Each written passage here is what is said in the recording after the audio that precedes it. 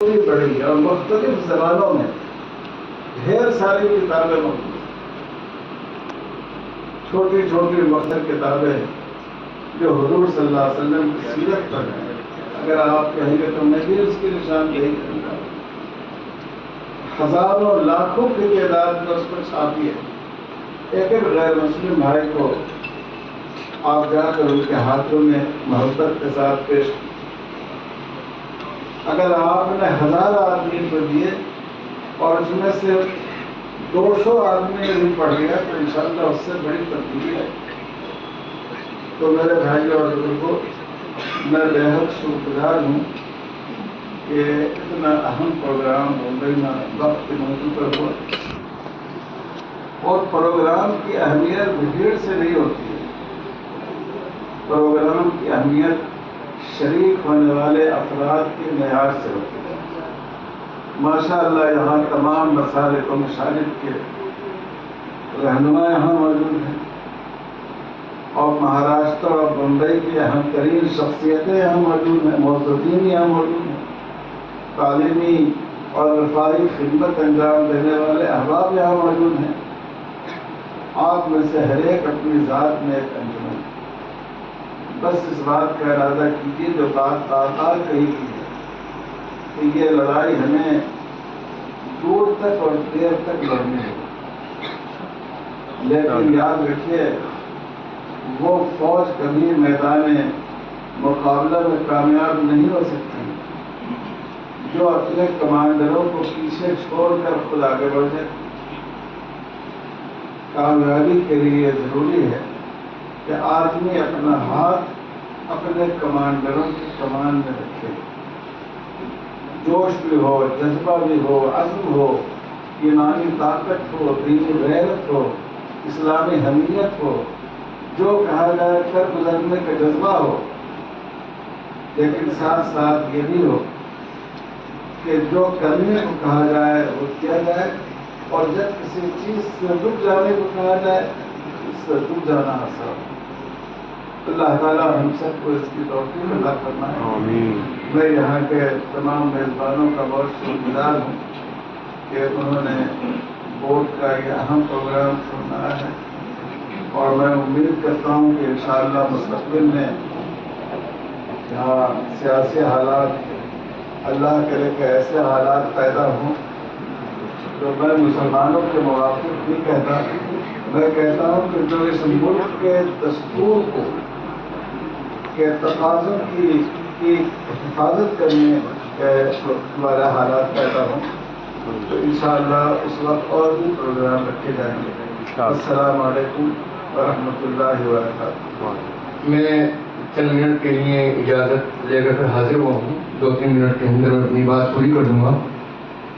میں آپ سے یہ بات عرض کرنا چاہتا ہوں کہ مفکر اسلام حضرت مولانا سید ابوالحسن علی رحمۃ اللہ علیہ نے ایک موقع پر یہ تحریر فرمایا کہ اس ملک میں جو ہندوستان موجود ہے اس سلسلے میں ہمارے ہزاروں بے شمار اکابرین نے محنتیں کی اور دین کو زندہ رکھا، لیکن جن 2 بنیادی شخصیتوں کا انہوں نے ذکر فرمایا وہ حضرت خواجہ معین الدین چشتی رحمۃ اللہ علیہ کی ذات گرامی ہے، اور دوسری ذات گرامی حضرت مجدد الفسانی رحمۃ اللہ علیہ کی۔ اور یہ بھی تھوڑا سا وضاحت فرمائی کہ اشاعت اسلام کا جو کام کیا وہ اللہ سبحانہ و تعالیٰ نے وہ کام حضرت معین الدین چشتی رحمۃ اللہ علیہ سے لیا رحمۃ اللہ علیہ، جو سلسلے چشتیہ کے سرخیل اور سربراہ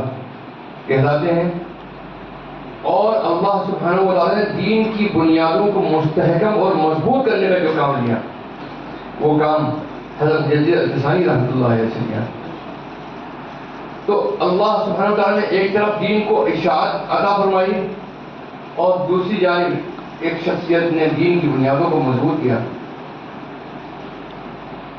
تو مجدد الفسانی رحمۃ اللہ علیہ کا اس ذکر خیر کرنے کے بعد میں آپ سے یہ بات عرض کرنا چاہتا ہوں، رسول پاک صلی اللہ تعالیٰ علیہ وسلم کا یہ اسوہ حسنہ ہمیشہ رہا ہے آپ کی اپنی حیات مبارکہ میں کہ جب بھی امت کو کوئی مشکل پیش آتی تو آپ نماز کی طرف دوڑتے ہیں، اللہ سے تعلق قائم کرتے ہیں۔ اللہ سے تعلق تھا لیکن امت کے لیے آپ نمونہ تھے، تو آپ نے ایک یہ بھی ہم کو سبق دیا کہ جب ہم مشکلات میں ہوں تو اپنی پیشانیوں کو اللہ کے دربار میں چکا دیں، نمازوں کا اہتمام کریں، خشوع و خضوع کے ساتھ میں پڑھیں۔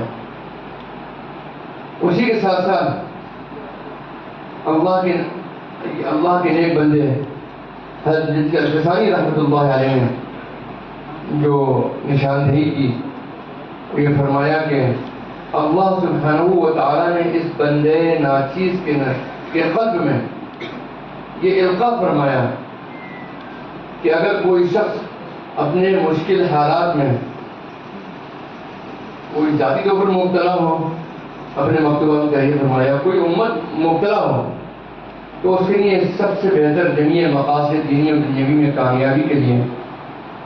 یہ عمل ہے کہ 500 مرتبہ روزانہ لا حول ولا قوت الا باللہ کا ورد کریں۔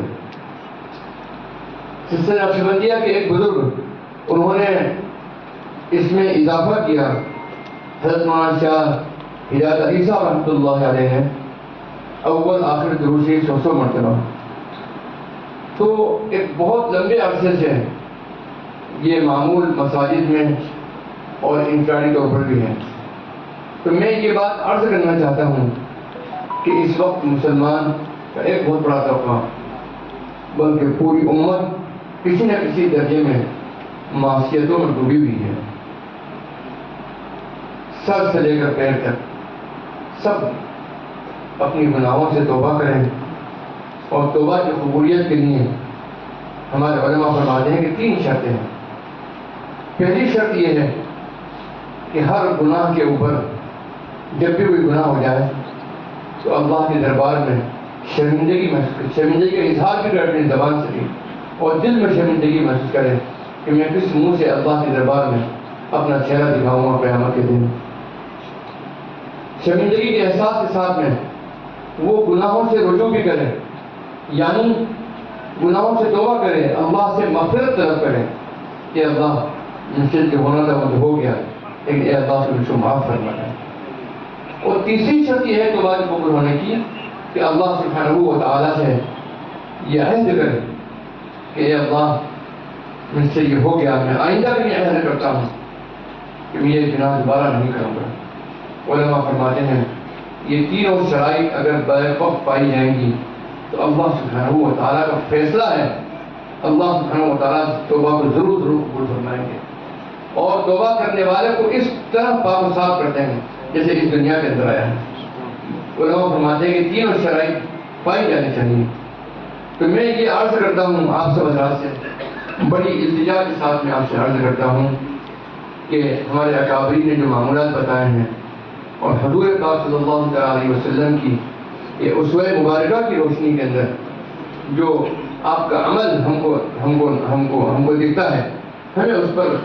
سیرت مبارکہ کی طرف لوٹنا چاہیے۔ ہر مسلمان کو یہ فیصلہ کرنا چاہیے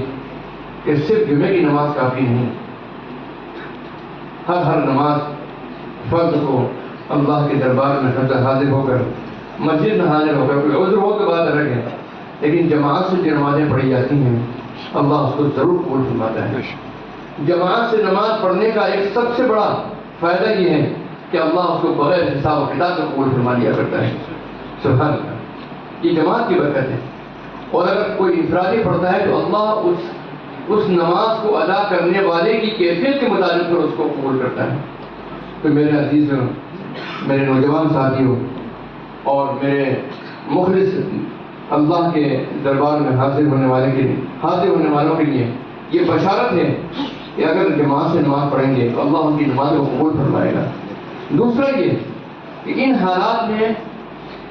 صلاۃ الحاجت کا اہتمام ہم لوگوں کو کرنا چاہیے۔ نمبر 1، اب میری بات سن لیجیے۔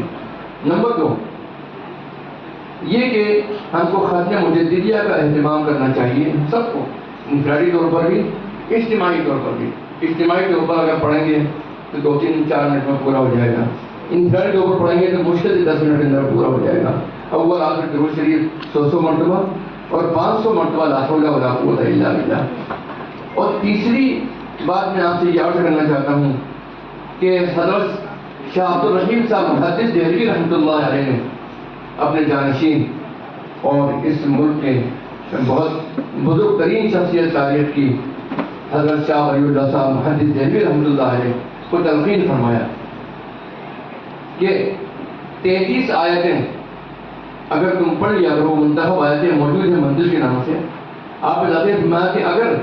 33 آیتیں اگر پڑھ لیا کرو تو اللہ سبحانہ و تعالیٰ تمہاری حفاظت فرمائے گا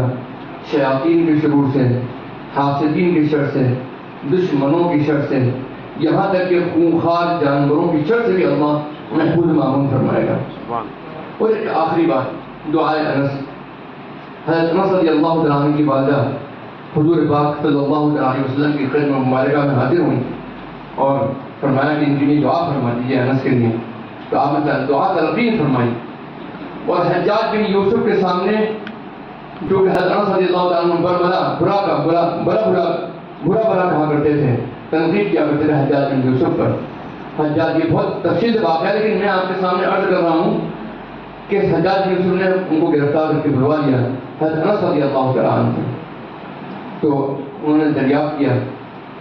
حجاج بن یوسف نے پوچھا کہ کیا تم کو معلوم ہے تم کو کیوں بلایا ہے؟ انہوں نے کہا کہ نہیں،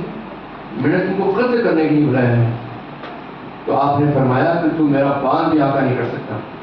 اس لیے کہ حضور پاک صلی اللہ علیہ وسلم نے مجھے دعا تلقین فرمائی، میں دعا پڑھ کر آیا ہوں، مجھے اللہ کے نبی کی بات پر یقین ہے، میرا تو بات بھی آقا نہیں کر سکتا۔ تو اس نے کہا کہ نہیں، جاؤ ان کو لے جانے سے چھوڑ دو۔ تو جو گرفتار کر کے لے کے آئے تھے وہ کہنے لگے کہ یہ کیا بات ہوئی، آپ نے ہم سے گرفتار کروایا پھر ان کو جانے دیا؟ تو فرمایا، تو وہ کم وقت کہنے لگا حجاج بن یوسف کہ میں کیا بتلاؤں، میری مجبوری تھی، جب میں ان سے گفتگو کر رہا تھا تو مجھے حضرت انس کے کندھوں پر 2 خونخوار شیر نظر آتے تھے، اور جیسے ہی میں ان سے گفتگو کرتا تھا وہ میرے اوپر حملہ کرنے کے تیار ہو جاتے تھے۔ تو یہ ہمارے معمولات ہیں، ہمارے اکابرین کے، صحابہ کرام کے۔ میں نے چند باتیں بتلائی ہیں، میں بہت امید کرتا ہوں، بڑے دل سے آپ سے بھی بات کہہ رہا ہوں کہ ان معمولات کی پابندی کریں۔ اللہ سبحانہ و تعالیٰ کی ذات سے امید ہے، جو امت پر اس وقت آفتیں آئی ہوئی ہیں اللہ سارے بادل چھٹ جائیں گے انشاءاللہ، اللہ کی ذات سے امید ہے۔ السلام علیکم ورحمۃ اللہ۔ اب پھر دعا ہوگی، دعا سے پہلے ہمارے جو مانیٹر صاحب سب حضرات اسی طرح تشریف رکھیں، مختصر سی دعا ہوگی، اکابرین کے نکلنے کا راستہ بنائے، اس کے بعد پھر ہم سب لوگ یہاں سے نکلیں گے۔ پہلے اکابرین جائیں گے، حضرت مولانا مرزا مجید فقیہ کی کتاب ہے، یہ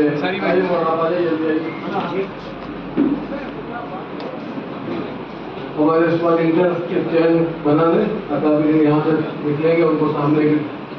کانفرنس روم میں جانا ہے، اس کے بعد پھر ہم لوگ نکلیں گے، ٹھیک ہے؟ اب دعا ہوگی، اس کے بعد پھر جلسہ ختم ہوگا۔ تمام حضرات کا شکریہ۔ وقت بہت ہو گیا ہے، بالکل مختصر دعا کر لیجیے، مختصر درود شریف پڑھ لیجیے۔ اللہم صلی علی محمد وعلی آلہ وبارک وسلم۔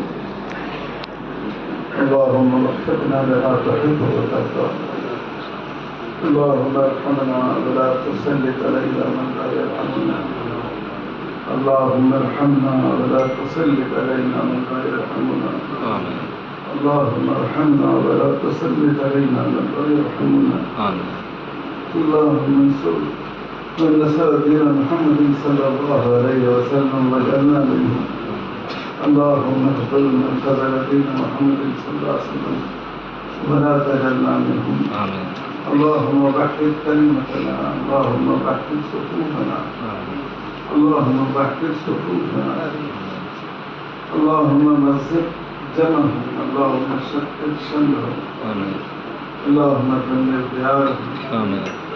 اے اللہ ہم سب کے گناہوں کو معاف کرنا، آمین، اور ہمیشہ اس ملک سے رشتہ